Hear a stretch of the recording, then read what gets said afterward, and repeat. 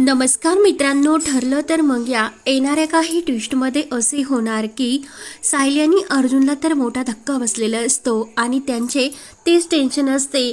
तेव्हा मात्र सायली आणि अर्जुन विचार करत असतात की मिस सायली असे कसे होऊ शकते। तेव्हा मात्र सायली ही अर्जुनला सांगते की अर्जुन सर, प्रिया आणि अस्मिता ह्या नक्की आपल्या खरं नातं काय आहे ते शोधण्याचा प्रयत्न करतात। त्यामुळे आता या सर्व कारस्थानामागे प्रियाचा हात असणार आणि अस्मिता ताई त्यांना मदत करतात। त्यामुळे आता अर्जुन म्हणत असतो की आता प्रियावर संशय माझा वाढतच चाललेला आहे आणि प्रियाचे कारस्थान मात्र काही थांबत नाही। त्यामुळे सायली म्हणत असते की मधुभाऊंची केस सुद्धा आता जवळ आलेली आहे, त्यामुळे आपल्याला काहीतरी पुरावा नक्की प्रियाविरोधी सापडावे लागेल। तेव्हा मात्र अर्जुन आणि सायली विचार करत बसलेले असतात। तेव्हा मात्र आता सायली ही अस्मिता ताई आणि प्रिया यांच्यावर लक्षच ठेवून असते। नेमकं यांचे काय कारस्थान चालू आहे त्या दिवशी सायलीने ऐकलेले असते की अस्मिता ताई ह्या प्रियाबरोबर फोनवर बोलत होत्यात, म्हणून आता जर यांचे बोलणे आपण फोनवरून जर ऐकण्याचा प्रयत्न केला तर खूप मोठा असा क्ल्यू आपल्या हातामध्ये लागेल, असे सायली अर्जुनला सांगत असते। अर्जुन म्हणत असतो की मिस सायली, तुम्ही एकदम योग्य बोलतात। अस्मिता ताई आणि प्रिया यांच्यामध्ये नक्की पुढचा प्लॅन हा तयार होत असणार। आता त्या मोबाईल तुम्ही पकडल्यामुळे त्यांच्या हाती काही सुगावा लागल्यामुळे आता मधुभाऊंची केसची सुनावणी सुद्धा लवकरच येईल, त्यामुळे आता काहीतरी आपल्याला नक्की करावे लागेल। तेव्हा सायली म्हणत असते की आता प्रिया आणि अस्मिता ताई एकमेकींना नक्की भेटण्याचा प्रयत्न करतील, त्यामुळे आपण प्रियाचा आणि अस्मिता ताईंचा मोबाईल आहे तो ट्रॅप करून सर्व काही आपल्याकडे रेकॉर्ड्स करून घेऊ शकतो आणि त्यानुसार आपल्याला सर्व काही समजेल, असे सायली ही अर्जुनला समजावत असते। तेव्हा मात्र अर्जुन म्हणत असतो, त्यानंतर अर्जुन हा म्हणतो की सायली, तुम्ही तुमचे काम करा आणि मी चैतन्याला व साक्षीवर लक्ष ठेवण्यासाठी सांगतो, कारण प्रियाला सोबत ही साक्षी सुद्धा आहे, त्यामुळे आपल्याला साक्षी विरोधी सुद्धा काही पुरावे चैतन्याकडून मिळतात की नाही ते मी फोन करून चैतन्याला विचारतो। तेव्हा लगेच अर्जुन चैतन्याला फोन लावतो। चैतन्याला म्हणतो की चैतन्य, तू साक्षीच्या मोबाईलवर पूर्ण लक्ष ठेव, साक्षीला कुणाचे कॉल येतात, साक्षी कुणाबरोबर बोलते, या सर्वावर तू लक्ष ठेवून राहा। मात्र चैतन्याच्या मनामध्ये साक्षीविषयी प्रेम असते आणि साक्षी ही चैतन्याला गुंडाळण्याचा प्रयत्न करत असते, म्हणजे चैतन्याकडून तिला अर्जुन बाबतची सर्व काही माहितीही मिळत असते, त्यामुळे ती त्याला आपल्या प्रेमाच्या जाळ्यात अडकवते। चैतन्याला वाटते की साक्षी अशी काहीच करणार नाही, कारण चैतन्याचा साक्षीवर विश्वास असतो। तेव्हा मात्र अर्जुन सांगत असतो की आपण कधीही कुणावर इतका विश्वास ठेवायचा नाही, त्यामुळे तू साक्षी कुणाला भेटते, कुणाला कॉल करते याकडे लक्ष दे। चैतन्य विचारतो की अरे अर्जुन, साक्षी आणि प्रिया म्हणजे जी तन्वी आहे त्या एकमेकींना भेटतात का, त्यांची ओळख आहे का? चैतन्याने मात्र एक दिवस साक्षीच्या मोबाईलवर प्रियाचा म्हणजे तन्वीचा फोन आलेल्याचं बघितलं असतो, मात्र चैतन्य काही अर्जुनलाही सांगत नाही, कारण त्याचे साक्षीवर पूर्ण विश्वास असतो।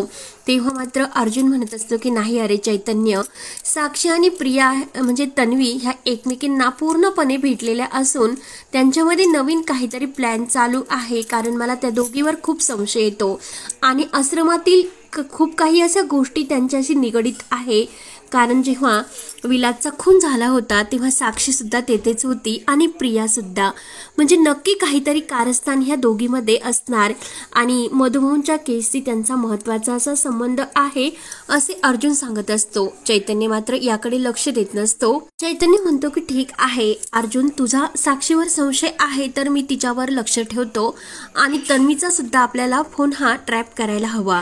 तर अर्जुन आणि चैतन्याचे ठरते। त्यानंतर अर्जुन हा सायलीकडे घरी येतो आणि सायलीला म्हणत असतो की मी चैतन्याला साक्षीवर लक्ष ठेवण्यासाठी सांगितले आणि चैतन्याने मला सांगितले की साक्षी आणि तन्वी यांचा नक्की काहीतरी संबंध असेल, म्हणजे प्रिया।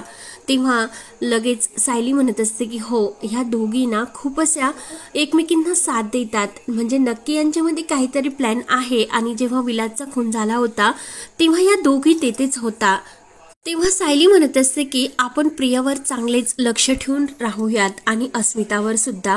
पण अस्मिता ताईंना याबद्दल काही माहिती नसेल, त्या फक्त प्रियाला आपल्या घरामध्ये काय होते काय नाही याची खबर देत असतात. त्यामुळे आता प्रिया ही मधुभाऊंच्या केसच्या अगोदर साक्षीला नक्की भेटणार. त्यामुळे आपण प्रियावर म्हणजे तन्वीवर लक्षच ठेवायला हवे. तेव्हा मात्र राकेश, प्रिया आणि साक्षी हे एकमेकांना भेटलेले असतात. तर साक्षी म्हणत असते की आता तो अर्जुन हा सायलीच्या हल्ल्यानंतर हा चांगला म्हणजे व्यवस्थित राहणार नाही. काही ना काही क्ल्यू मात्र तो शोधतच असणार. आणि मी चैतन्यकून मला असे समजले की त्या हल्लेदाराचे स्केच सुद्धा अर्जुनने काढलेले आहे. म्हणजे नक्की जर तो हल्लेदार जर पकडला तर आपली कुणाचीच गत नाही. अण्णांनी जे काही केले ते खूप चुकीचे केले. आणि आता महिपत म्हणजे आणि नागराज अण्णा यांच्यामध्ये सुद्धा वाद झालेले आहे. त्यामुळे आता आपल्याला त्यांना कसे एकत्र करायचे, त्यांच्यामधील तो तंटा कसा मिटवायचा, म्हणून साक्षी ही प्रियाला समजावत असते की तू नागराजला सर्व काही व्यवस्थित समजाव.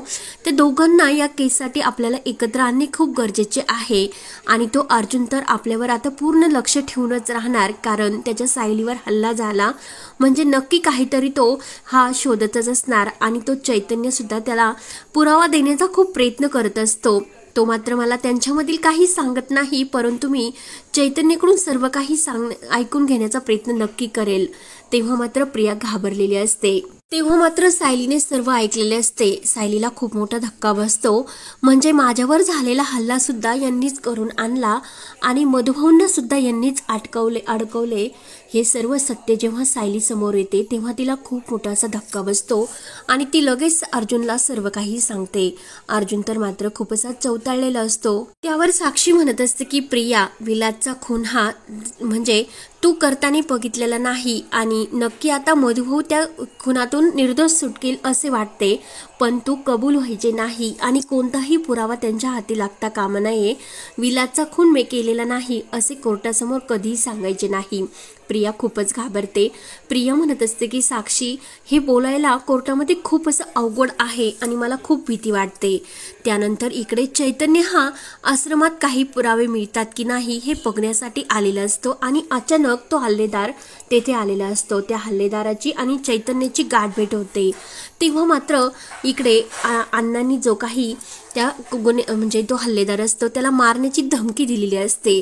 तर तो हल्लेदार चैतन्याला सर्व काही सांगून टाकतो आणि आम्हाला प्लीज यातून वाचवा, आम्ही काहीच केलेले नाही, ही सर्व महिपत, साक्षी आणि नागराज यांचा प्लॅन आहे. तेव्हा चैतन्याला तर खूप मोठासा क्ल्यू मिळतो.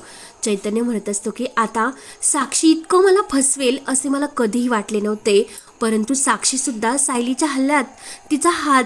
तेव्हा मात्र अर्ध्या चैतन्याच्या पायाखालची जमीन हदरते आणि इकडे सायलीला सुद्धा खूप मोठा असा क्ल्यू मिळालेला असतो आणि त्या हल्ल्याबाबतचा सर्व काही हे तिला ऐकू आलेले असते.